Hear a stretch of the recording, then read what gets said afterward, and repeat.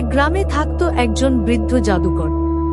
সে সব সময় চাইতো মানুষকে শিক্ষা দিতে, তবে একটু অন্যভাবে। এই পৃথিবীতে প্রতিটা প্রাণ, প্রতিটা গাছ এক সুতোর বন্ধনে জড়ানো। প্রকৃতি কাউকে শত্রু করে না, কিন্তু যারা প্রকৃতির বিরুদ্ধে যায় তাদের জীবনই একদিন শিক্ষা হয়ে ফিরে আসে। একদিন তার কাছে আসে এক দুষ্টু ছেলে, রাহুল। সারাদিন সে পাখি ধরে, গাছ কেটে ফেলে আর দুর্বলদের কষ্ট দেয়। তুমি প্রকৃতিকে কষ্ট দাও, এবার প্রকৃতির মধ্যেই নিজেকে খুঁজে পাবে। জাদুকর একটা মন্ত্র পড়ে, সে রাহুলকে হরিণে পরিণত করে দেয়। রাহুল এখন হরিণ, ভয় আর বিস্ময়ে তাকিয়ে আছে।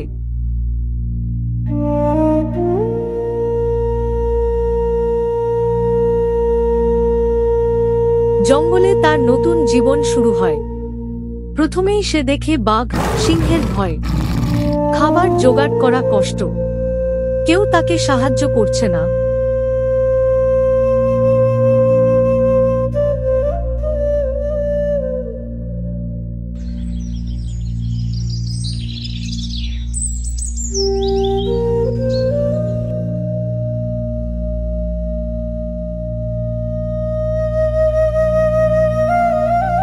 একদিন সে একটা ছোট খরগোশকে দেখতে পায় যে আহত হয়ে পড়ে আছে।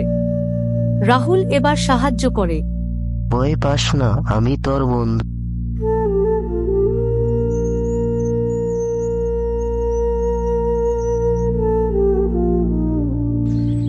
সে খরগোশকে বন্ধু বানায়, অন্যদের সাহায্য করে। এখন সে বোঝে প্রকৃতির সবাই মিলেমিশে থাকতে হয়। আমি ভুল করেছিলাম, প্রকৃতির ক্ষতি করে আমি নিজেকে কষ্ট দিয়েছিলাম। এই কথা বলার সাথে সাথে জাদুকর আবার আসে। তুমি শিক্ষা পেয়েছো রাহুল, প্রকৃতির যার ভালোবাসা পায় তাকে কখনো ভুলে না। ফিরে যাও তোমার আসল রূপে।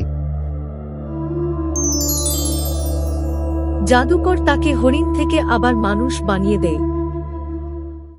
এইবার রাহুল হরিণ থেকে মানুষ হয়ে যাওয়ার পর সে জঙ্গলে থেকে গ্রামে ফিরে আসে।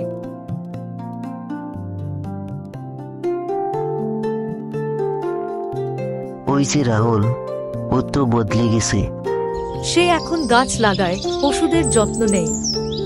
গ্রামে সবাই তাকে ভালোবাসে। রাহুল শিখেছিল, প্রকৃতিকে ভালোবাসো, প্রকৃতি তোমাকে ভালোবাসবে।